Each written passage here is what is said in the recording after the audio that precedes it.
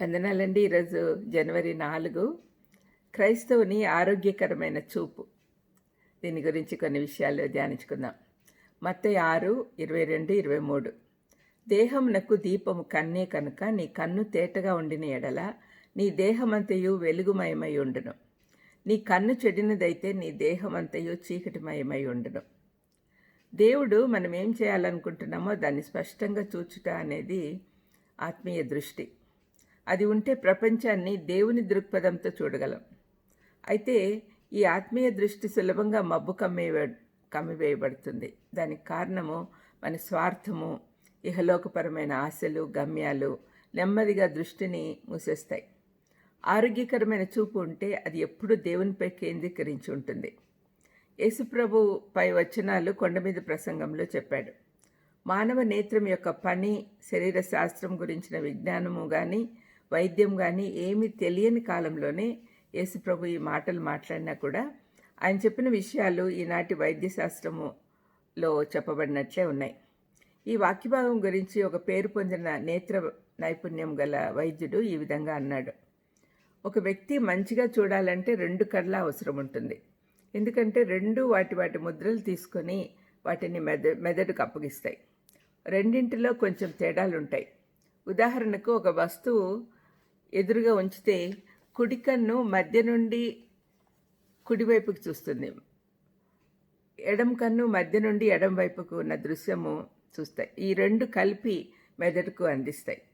అవి 2 చిత్రాలు కలిపి మెదడు పూర్తి వస్తువు యొక్క చిత్రం మనకు అందిస్తుంది.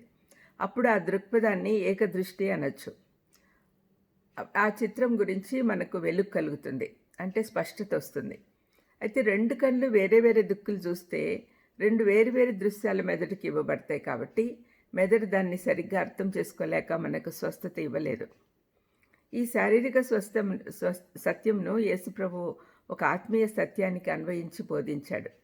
ఎవడనో 2 యజమానులకు దాసుడుగా ఉండనేరడు అన్నది వివరించడానికి ఈ మాటలు వాడాడు. క్రైస్తవుడు ఎప్పుడూ విభజన లేని హృదయం కలిగి ఉండాలి. ఒకే దృష్టి ఉంటేనే దేవుణ్ణి మహింపరచగలడు. ద్వంద్వ వైఖరి, ద్వంద్వ దృష్టి, ద్వంద్వ దృక్పథము ఉంటుంది. పౌలు ఎఫెసీ 6:5-7లో మనం ఏం చేసినా ప్రభు కొరకు చేస్తున్నామన్నట్టుగా ఉండాలి. ఎందుకంటే విశ్వాసులపై దేవుని దృష్టి ఉంటుంది. మన దృష్టి ఒక దాసుని దృష్టి తన ప్రభువుపై ఉన్నట్లుగా ఉండాలి. ఆరోగ్యకరమైన కనుదృష్టి గల క్రైస్తవుడు ఎప్పుడూ క్రీస్తు వైపే చూస్తూ ఉంటాడు. అందుకే అతని జీవితం ద్వారా దేవుణ్ణి మహింపరుస్తాడు. దేవుణ్ణి ఎల్లవేళలా సంతోషపెట్టాలనే దృక్పథంతోనే జీవిస్తాడు. ఈనాటి సంఘము శక్తి కోల్పోవటకు కారణము అందులో ఏకదృష్టి లేక ద్వంద్వ దృష్టి కలిగి ఉన్నవాడు, గలిబిలి జీవితం కలిగి ఉన్నవాడు. సమర్పణ లేని వారు ఎంతమంది ఉండుటే దీనికి కారణం. అంటే ద్వంద్వ దృష్టి కలిగి ఉంటే, వేరు దృష్టి కలిగి ఉంటే మనం ఎప్పుడు కూడా దేవుని వైపు కాన్సన్ట్రేట్ చేయలేం. ఇటువంటి వారు సంఘంలో ఎక్కువ ఉన్నందువల్ల సంఘం అభివృద్ధి పొందలేకపోతా ఉంది. మరి మనం ఏ కోవకు చెందిన వాళ్ళమో మనం పరీక్షించుకోవాలి. ఆరోగ్యకరమైన దృష్టి ఉందా లేకుంటే ద్వంద్వ దృష్టి ఉందా అని పరిశోధించుకొని సరిచేసుకోవాలని ప్రభు నామమున కోరుతూ ఉన్నాను. ప్రార్థించుకుందాం.